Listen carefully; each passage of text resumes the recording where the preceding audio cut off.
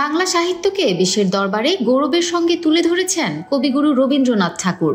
তার অনবদ্য সৃষ্টিকর্মে বিশ্ব মানচিত্রের এক বিস্ময়কর অবস্থান করে নিয়েছে বাংলা সাহিত্য। আজ 22 শ্রাবণ, রবীন্দ্রনাথ ঠাকুরের 84তম প্রয়াণ দিবস। 1941 সালের 6 আগস্ট বাংলা 1348 সনের 22 শ্রাবণ কলকাতার জোড়াসাঁকোর ঠাকুরবাড়িতে ইহলোকের মায়া ত্যাগ করেন তিনি। বাংলা সাহিত্য ও সংস্কৃতির বিকাশে বিশ্বকবি রবীন্দ্রনাথ ঠাকুরের রয়েছে অবিস্মরণীয় অবদান। তার হাত ধরেই বাংলা সাহিত্য নতুন রূপ লাভ করে। গল্পে, উপন্যাসে, কবিতায়, প্রবন্ধে নতুন সুরে ও বিচিত্র গানের বাণীতে, অসাধারণ সব দার্শনিক চিন্তা সমৃদ্ধ প্রবন্ধে সমাজ ও রাষ্ট্রনীতির গভীর জীবনবাদী চিন্তা জাগানিয়া অজস্র, এমনকি চিত্রকলায়ও রবীন্দ্রনাথ চির অম্লান। মানুষের মুক্তির দর্শনই ছিল কবিগুরুর দর্শন।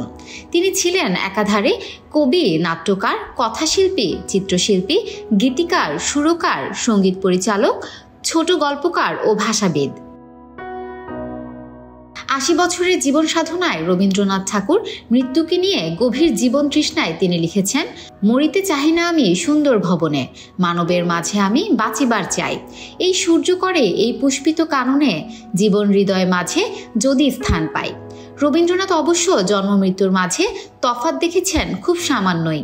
সৃষ্টি যে এই নশ্বর জীবনকে অবিনশ্বরতা দেয়, সে কথা দৃঢ়ভাবে বিশ্বাস করতেন বলেই তিনি এমন দৃঢ়তায় বলতে পেরেছেন, মৃত্যু দিয়ে যে প্রাণের মূল্য দিতে হয়, সে প্রাণ অমৃত লোকে মৃত্যুকে করে জয়।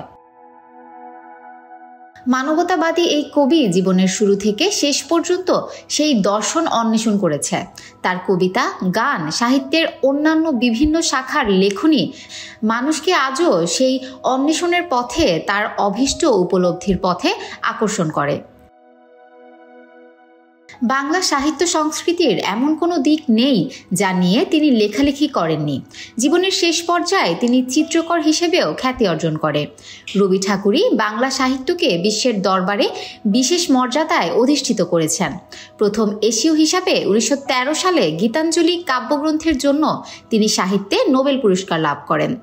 1268 সনের 25 বৈশাখ, ইংরেজি 1861 সালের 8 মে কলকাতার জোড়াসাঁকোর ঠাকুরবাড়িতে জন্মগ্রহণ করেন বিশ্বকবি রবীন্দ্রনাথ ঠাকুর।